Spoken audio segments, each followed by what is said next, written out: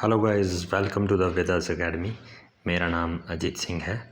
तो आज हम आपको एमसीक्यू सीरीज़ करवाएंगे। वो होगी आपकी इन्वायरमेंट के रिलेटेड। इन्वायरमेंट पे होगी एमसीक्यूज़, ठीक है। इन्वायरमेंट पे एमसीक्यूज़ होंगे। तो जैसा कि ईशा मैम ने आपको इंटरनेशनल ऑर्गेनाइजेशन के बारे में बताया, तो ऑलमोस्ट वो ख़त्म हो चुका है। तो नेक्स्ट टॉपिक जो भी स्टार्ट करेंगी, तो नेक्स्ट वीडियो जल्दी आएगी।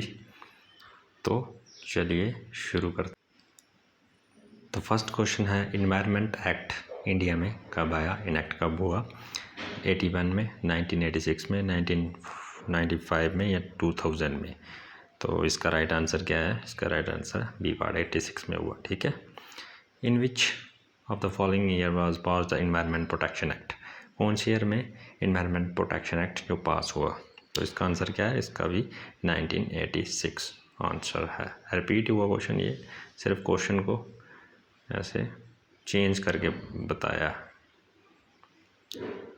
थर्ड क्वेश्चन क्या है? Environment refers to, environment refers क्या करता है? फर्स्ट क्या है? Natural world of land, water, air, plant and animal that exist around it, ठीक है, ये ठीक है। Sum total of condition which surround human being at a given point of time, ये भी ठीक है। इन्वायरमेंट में ह्यूमन बीइंग भी आते हैं।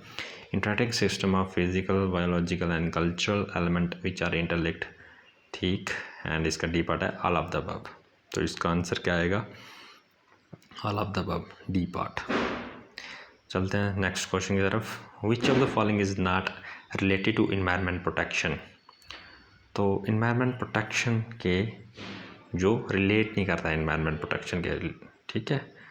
सस्टेनेबल डेवलपमेंट ये रिलेट करता है। पॉवर्टी एलिवेशन इसको देखते हैं। एयर कंडीशनिंग ये भी करता है।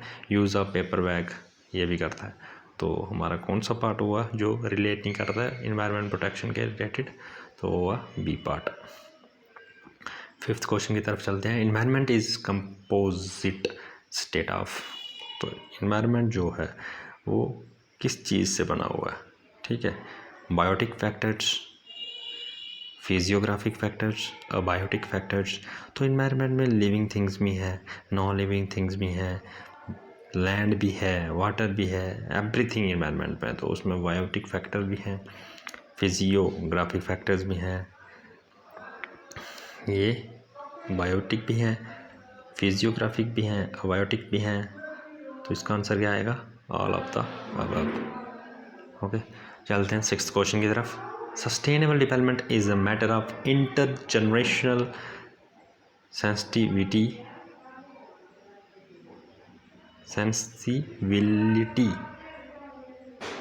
In respect of use of, ठीक है। ये पार्ट क्या है इसका?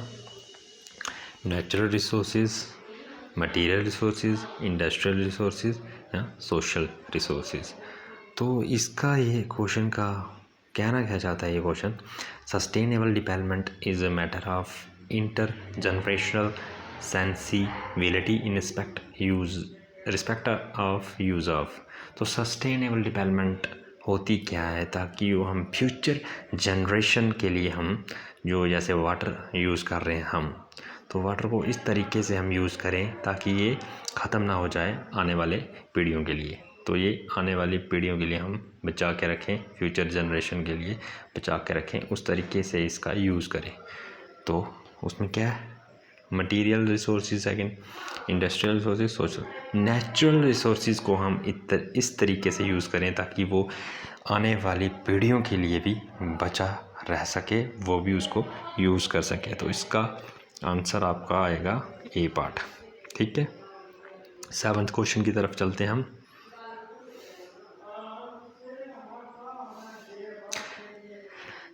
The decade of sustainable energy for all is the initiative of, तो decade of sustainable energy for all is the initiative of United Nation, India, Germany या World bank?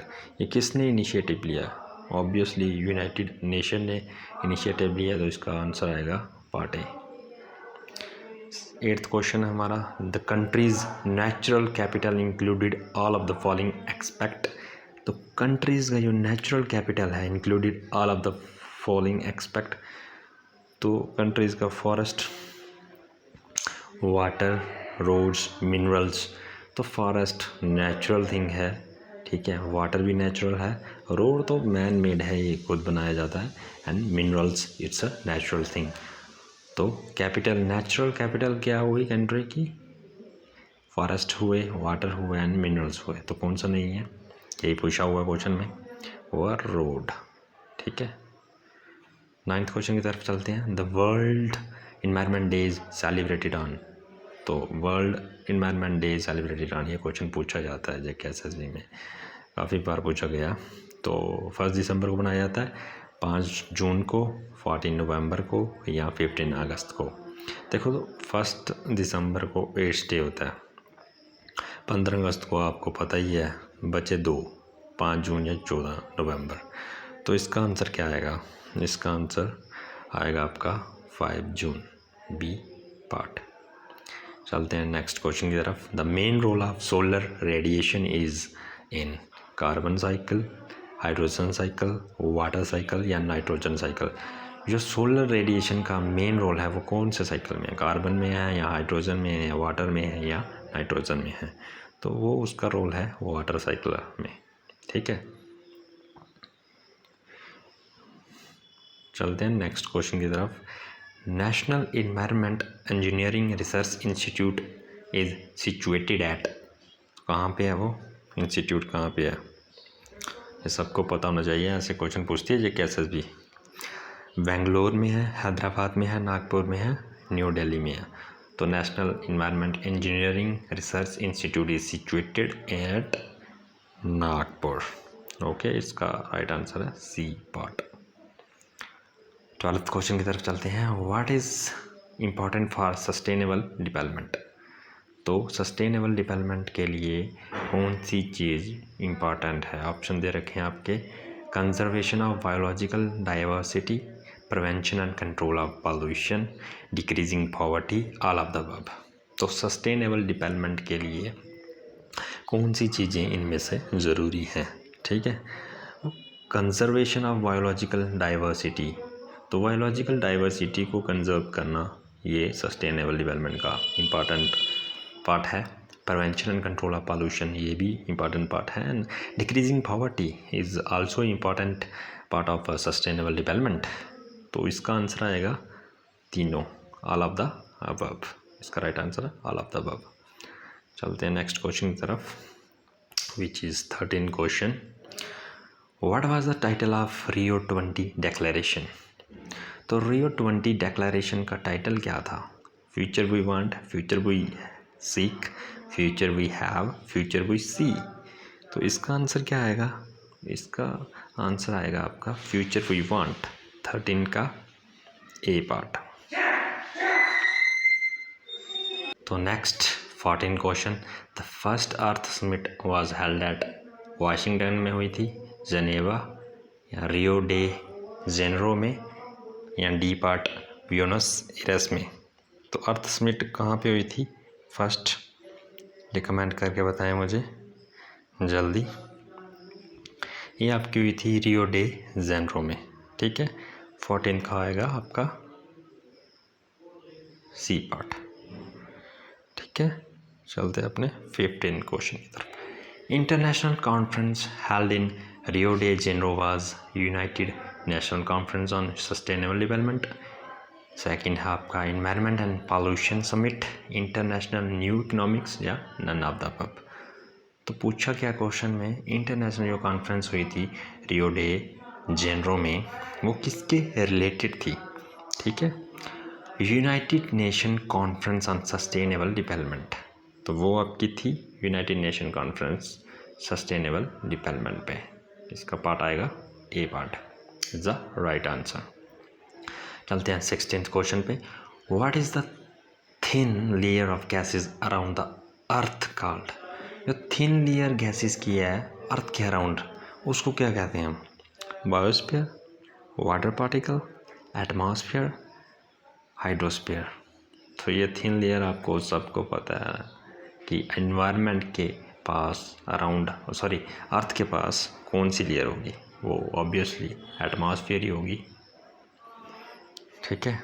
17 question, air is an compound है, air element है या mixture है या electrolyte है। तो air सबको पता है एयर क्या है, मिक्सचर है। एयर में नंबर ऑफ गैसेस पाई जाती हैं, तो इसका राइट आंसर है c part, mixture. Next question 18th, percentage of nitrogen in dry air. तो परसेंटेज जो ड्राई एयर की है नाइट्रोजन में वो कितनी है? 21%, 27%, 50% या 78%? वो इसका राइट आंसर है 78%। 19th question, which of the following is considered to be the optimum concentration of carbon dioxide for natural balance in atmosphere? तो नेचुरल बैलेंस जो रखना है CO2 का एटमॉस्फेयर में, वो कितनी परसेंटेज होनी चाहिए एनवायरनमेंट में? 0.02%, 0.03%, 0.04%, 0.05%? तो वो होनी चाहिए 0.03%। Right answer is the b part. Next question है हमारा, आज का लास्ट क्वेश्चन है,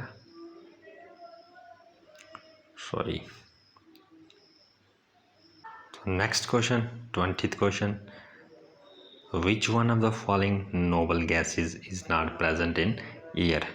तो हीलियम, एरागॉन, रेडॉन या नियॉन? तो एयर में कौन सी नोबल गैस प्रेजेंट नहीं है? तो कौन सी गैस प्रेजेंट नहीं है? वो है आपकी सी पार्ट में radon. C part is the right answer. ठीक है। तो आज के लिए MCQs 20 काफ़ी हैं। नेक्स्ट मैं MCQ सीरीज़ लाऊंगा 20 मोर क्वेश्चंस। तो जिसको भी ये बुक बाय करनी होगी, लिंक मैंने डिस्क्रिप्शन बॉक्स में देख रखा है, तो आप बाय कर सकते हो। तो नेक्स्ट वीडियो जल्दी आएगी। Please share the video and subscribe our channel. Thank you very much.